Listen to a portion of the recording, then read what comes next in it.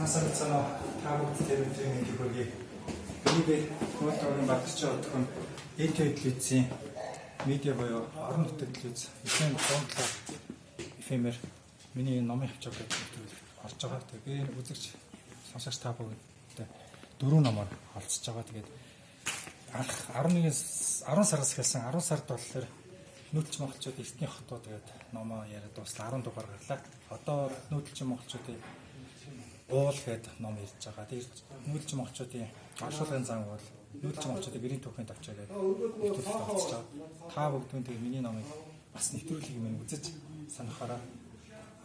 7 хоногийн лавг даваа лавг баасан гарагийн 13 цагаас орон нутгийн телевизээр шууд нэвтрүүлэг явж байгаа. Та бүгд үлцэн сонирхороо. Би одоо ингээд энэ телевизийн эфирт зогсож байна. Эфирт байх үнэхээр сайхан юм байна.